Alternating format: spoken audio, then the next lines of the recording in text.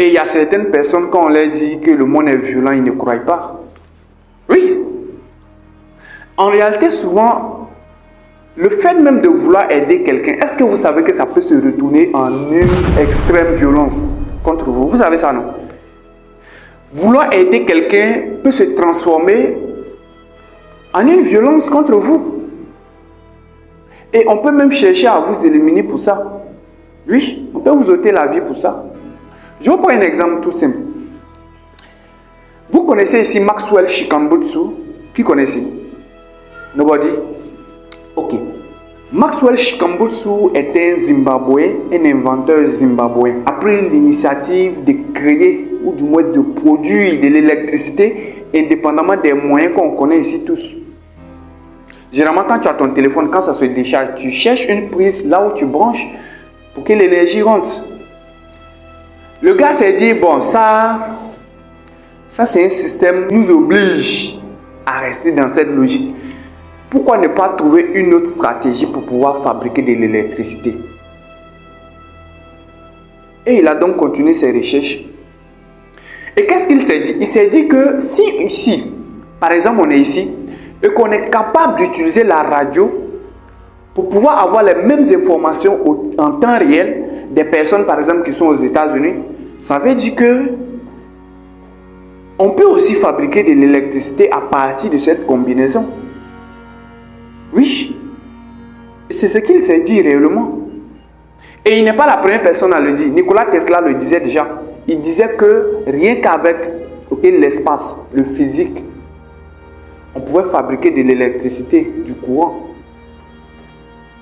Et donc le gars s'est lancé dans la course. Peut-être vous n'êtes pas encore au courant de ça, mais l'information, tout le monde en parle, les gars. Oui. Et le gars a fini par pouvoir créer de l'électricité avec des fréquences radio, les gars. Oui. Sa première invention a été d'abord la voiture. Oui.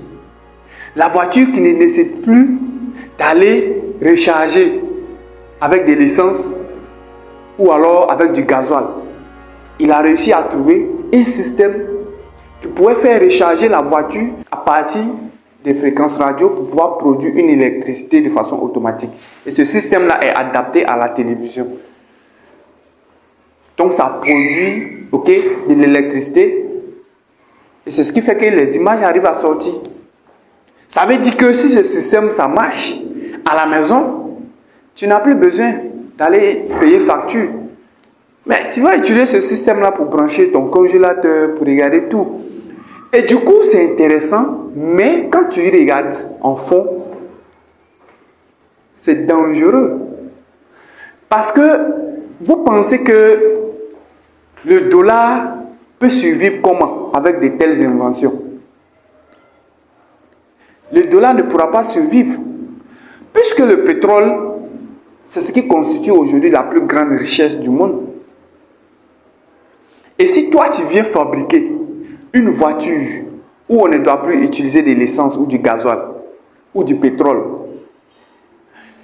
donc tous ces multimilliardaires-là qui gagnent de l'argent grâce au pétrole, tu veux qu'ils fassent comment? Il y a problème, les gars. Il y a problème. Et voilà pourquoi il a donc demandé un brevet pour ce boulot, puisque c'est lui qui a eu à créer, à faire ses inventions. On lui a refusé. On dit qu'il a dépassé les normes de la physique. Pourtant, ce sont des belles inventions. Mais on le refuse le brevet tout simplement parce que on estime qu'il a traversé les normes de la physique. Oui. Et voilà pourquoi je dis que le monde est cruel. Et souvent même l'aide peut se transformer en une violence extrême contre vous. Et il a été invité aux États-Unis récemment pour aller démontrer un peu pour comment est-ce qu'il a réussi à pouvoir le faire. Et c'est là-bas qu'il a été empoisonné. Oui, il a été empoisonné. Parce que c'est un danger actuellement pour eux. Par exemple pour les Américains. Puisque 90% de l'argent du pétrole, c'est détenu par eux.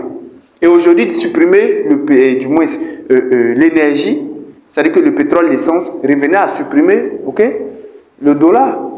Ça veut dire que si on supprime, si on met croix sur le fait que l'essence doit circuler, le pétrole, tout ça, les États-Unis, ça devient autre chose. Le dollar va chuter drastiquement et c'est dangereux. Et donc, il faut trouver des voies et moyens pour pouvoir arrêter ce jeune homme. Et ils l'ont envoyé aux États-Unis parce qu'on a blagué comme d'habitude pour dire que vraiment il fait des trucs extraordinaires. Et arrivé là-bas, on l'a empoisonné. Il a dû fuir pour revenir au Zimbabwe. Et on ne sait pas comment ça va se terminer. Pour vous dire qu'en fait, souvent, l'aide peut devenir fatale. L'aide peut causer souvent la chute. Oui. Et regardez celui qui a inventé, par exemple, le remède contre le sida. C'est un Africain. Hein? Qu'est-ce qui est arrivé à ce dernier? C'était le même processus. C'était le même processus. On l'a empoisonné. Parce que le sida, c'est un gros marché. Et ça fait gagner des milliards à certaines personnes aujourd'hui dans nos sociétés.